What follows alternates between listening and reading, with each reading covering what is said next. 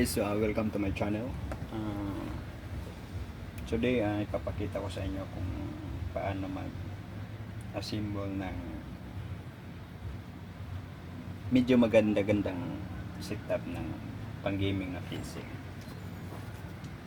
Mainboard natin, ito po.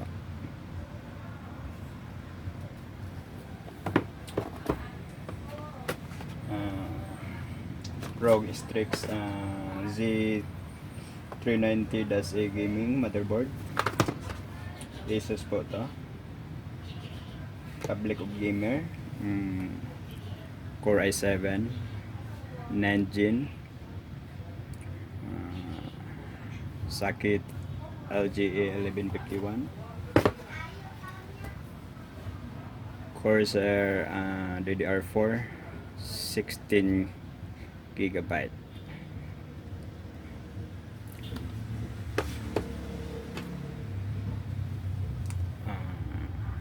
Gagamitan natin ng 500 GB na M.2 860 Evo SATA M.2.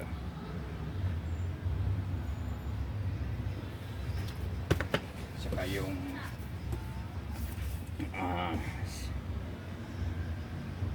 heatsink niya po, CPU fan, ito Cooler Master Hyper 212 LED,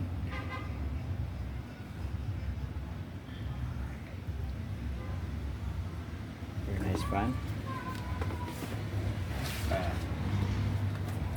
Yung pinaka the best, Republic of Gamers graphic cards, 8GB DDR6 memory niya. Ito yung GeForce RTX 2080. Ayan, medyo mura lang.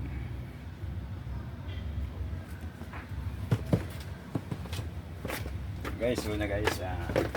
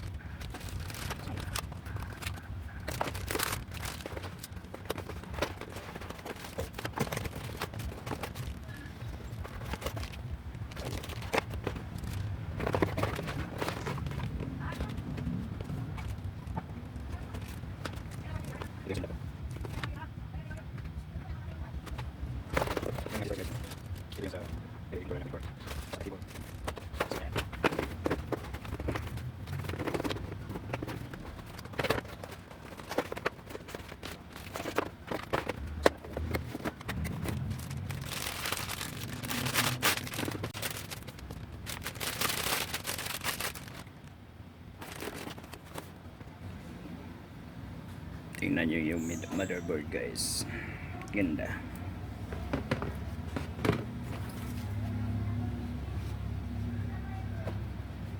So pinakauna guys, kapit na. Tingnan nyo.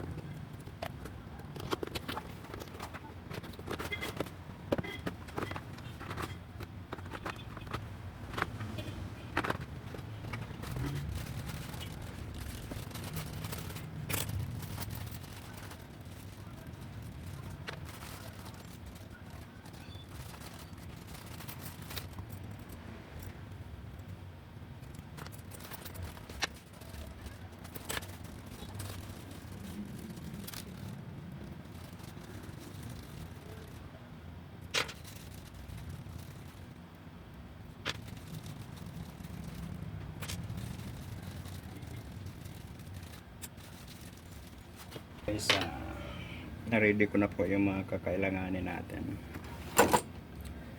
So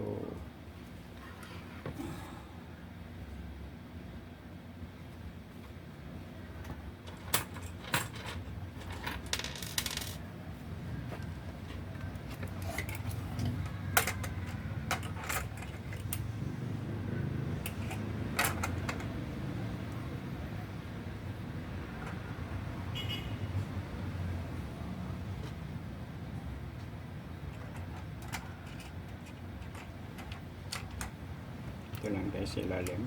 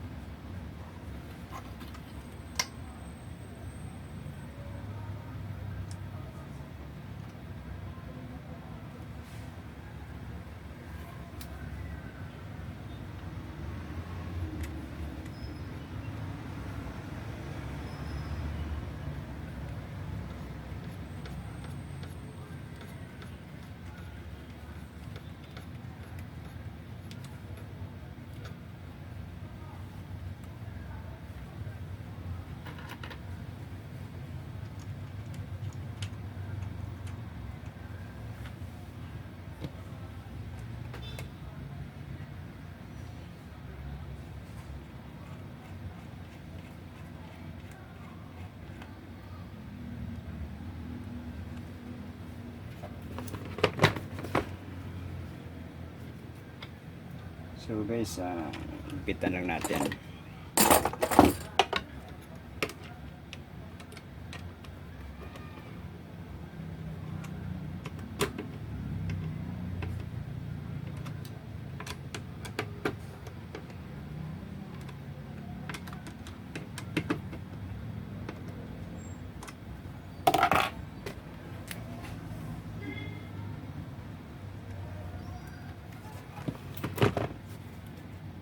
So na ilagay na natin yung processor natin.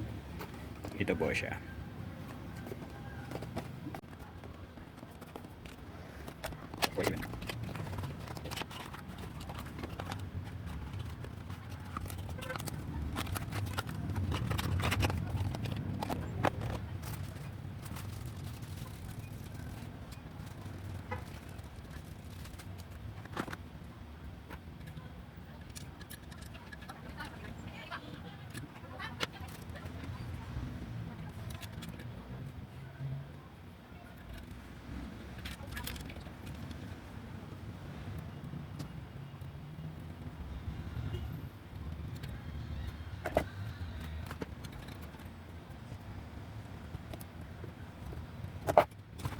Next one, yo.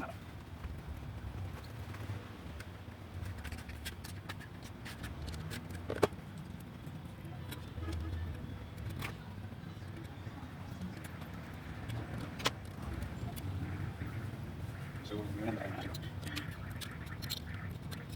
Sige ka.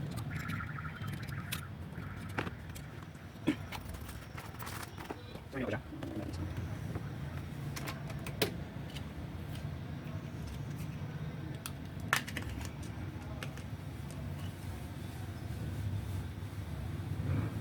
Tingnan nyo guys, itong may mga giwang, yan, may mga slot, dapat kasya dito. Yan ang tatandaan nyo para hindi baliktad yung processor.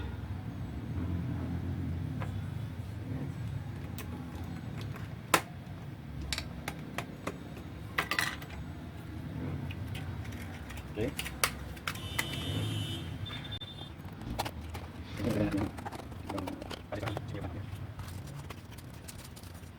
Electrical compound niya. So pupunitin natin doon, tapos ilagay doon.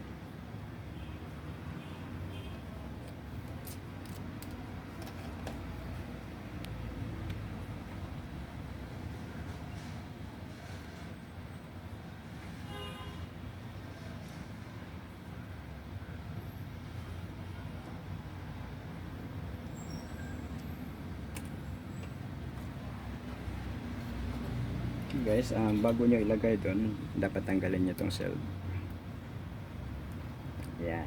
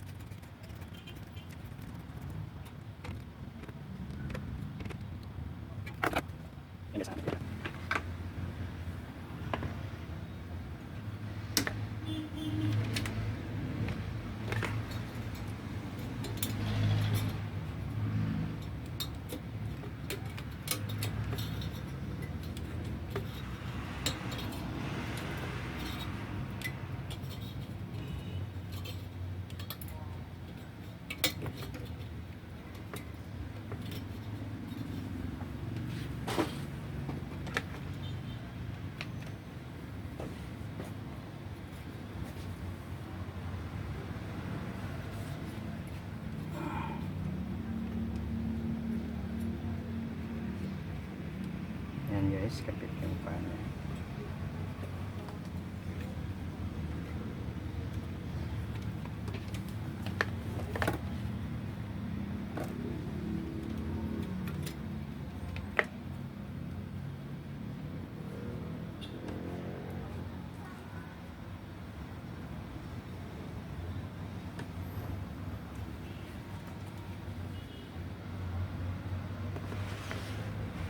Siya nga pala guys, dito po yung ano, M.2 niya. Ito. Dapat dito nakalagay. Kasi pag nilagay mo dito, M.2 rin to. Pag dito mo nilagay, hindi i-detect. Dapat mauna tong M.2 slot number 1.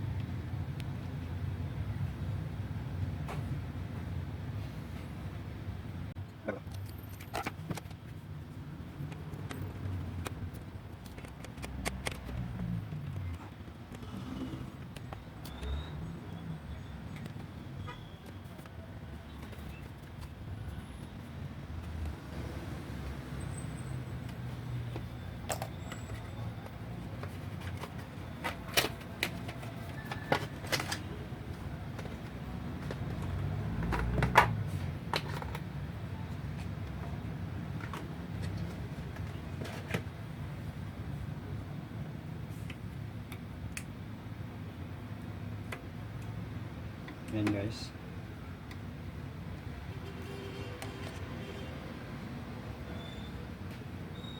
Dapat tanggalin nyo to.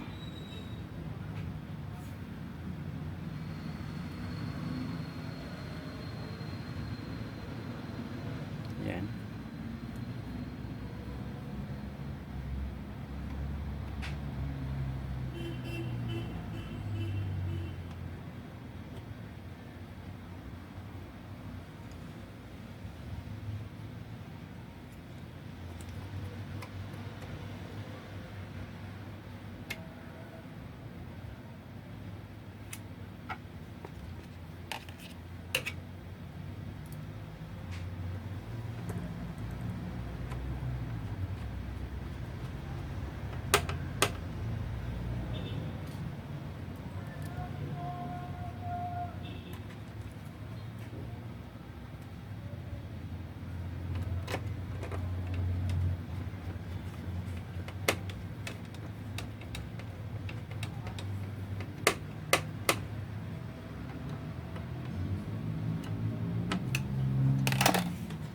So guys, nakabit na natin yung M.2, CPU fan, yung memory na lang.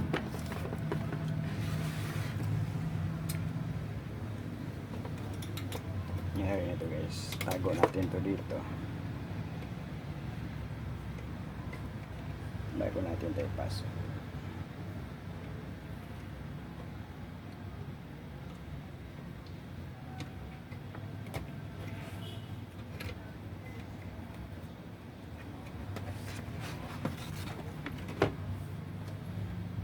So kabit na natin yung memory niya.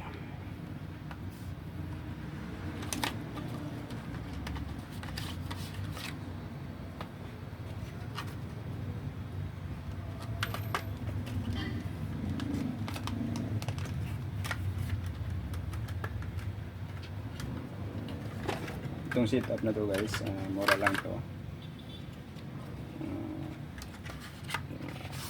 Abot lang naman ng mga almost 130 kasama yung OS nya.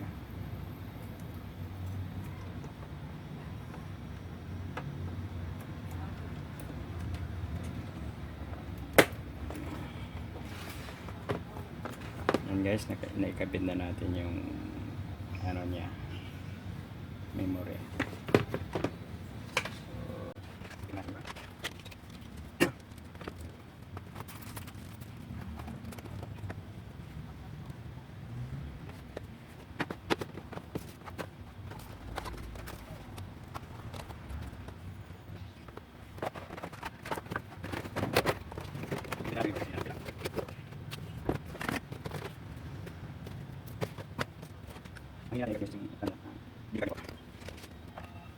So, papakita ko sa inyo yung casing na gagamitin natin. Tatang.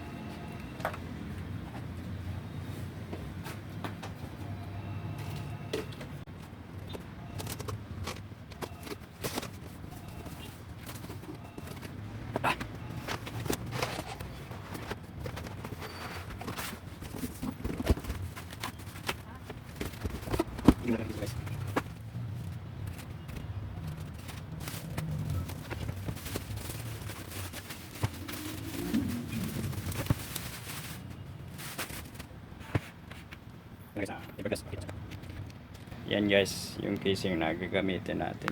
Tempered glass siya.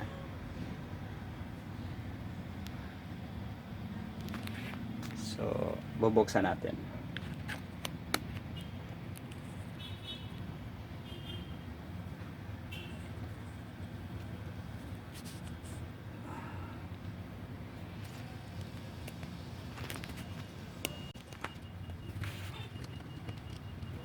So guys,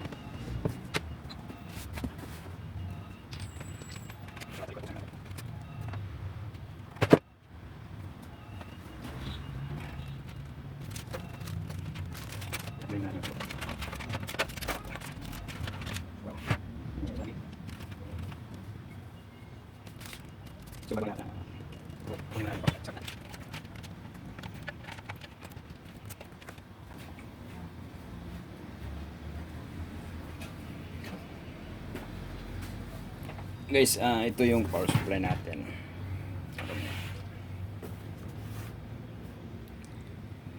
Hydro PTM 650 watts.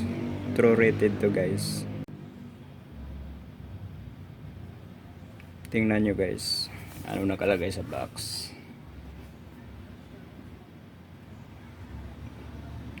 10-year warranty. Napaka-imposible naman ito, parang hindi nasisira.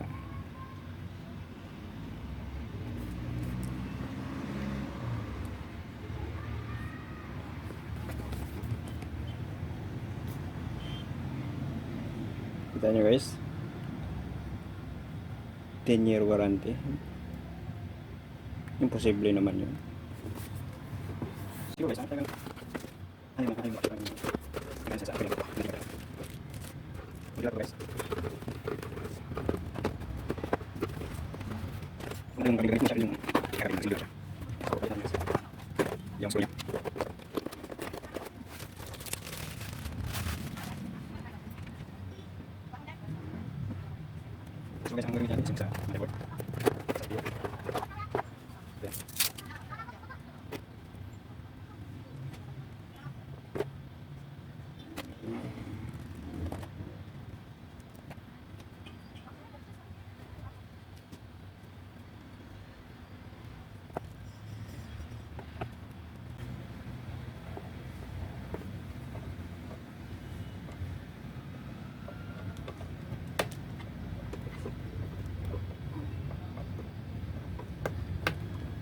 guys, naikabit na natin yung sa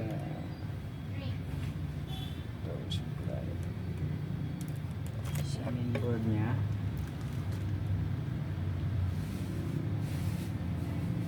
Tsaka ito yan sa board nya.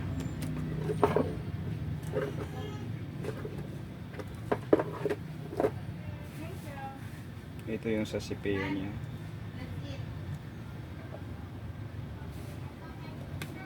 Wow.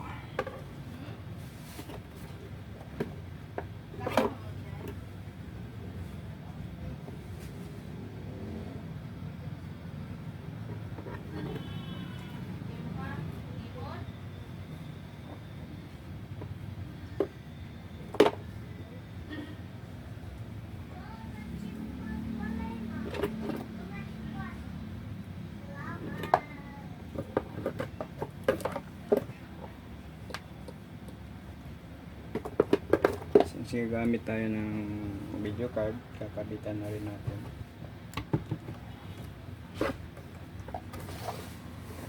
Saka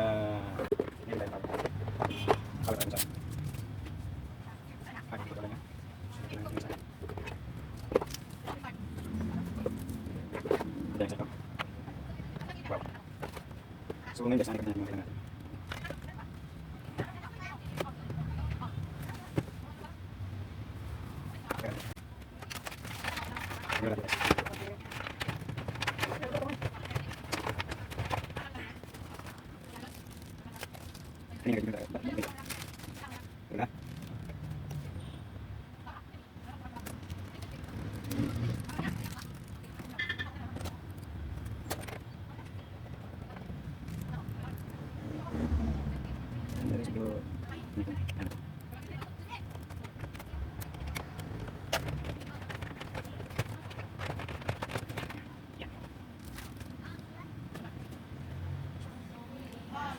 So ngayon guys, okay na. Ang ano natin ngayon is kabit natin yung board.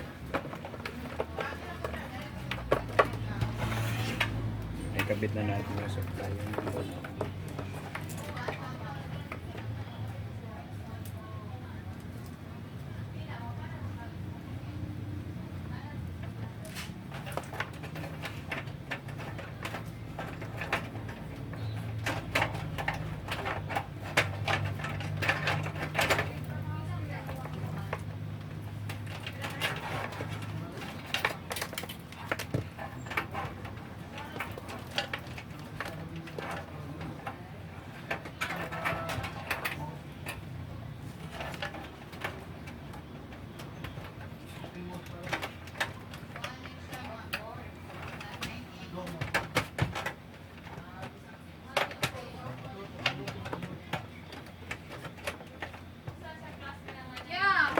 Oh. Sumasakot to.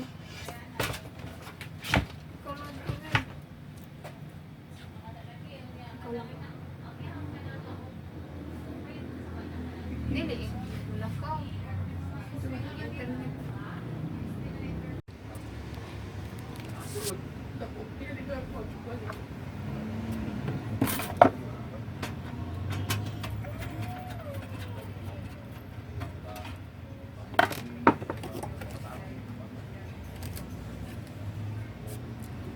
Walo ka kamera. Hello.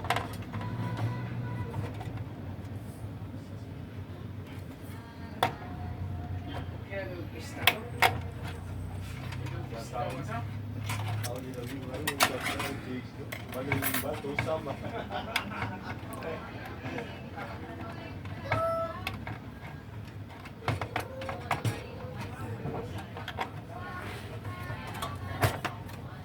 Okay guys, na-mount na natin yung video card. Medyo masikip-sikip guys kasi alam mo na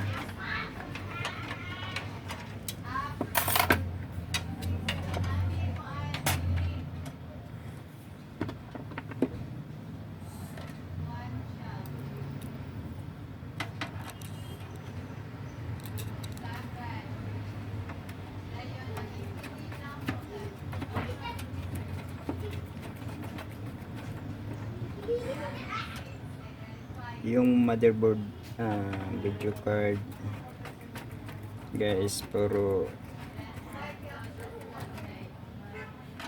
RAG,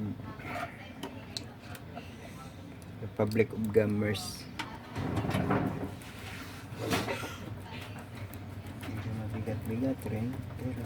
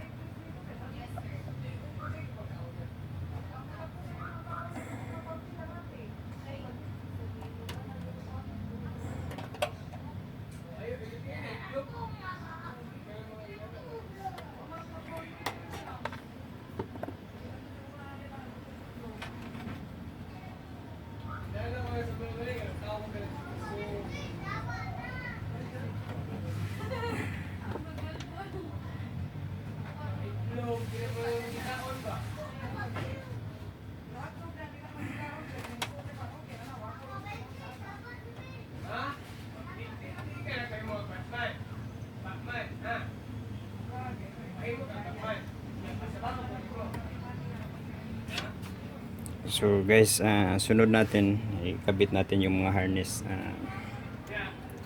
Medyo lubat na ako guys. Gagawin natin, siguro kung naikabit mo kasi medyo madalian to, pipick upin na to ng customer. Yung pag-install na lang yung performance, ano ko sa inyo. Ito na guys, first power on nya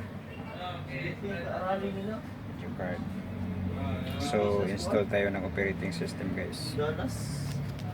Okay, ito guys, times to installation of the OS.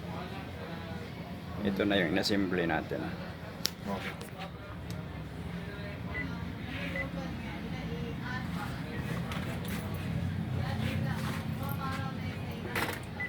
Ito na yung finished product. Almost 130k.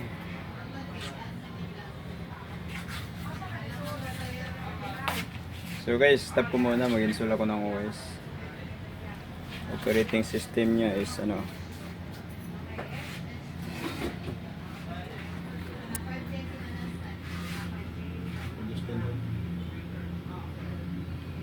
Windows 10. Okay guys, check ko muna, pakita ko sa inyo kung nakapasok na ng OS pagkatapos ng installation.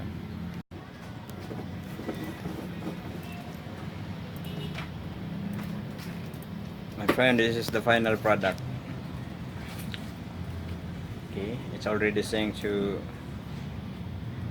the board.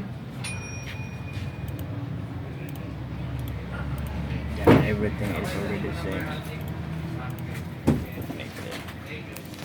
Okay guys, thank you for watching my channel. Sa hindi pa nakapag-subscribe, subscribe na lang po, para updated kayo sa mga bago kong video. Thank you guys.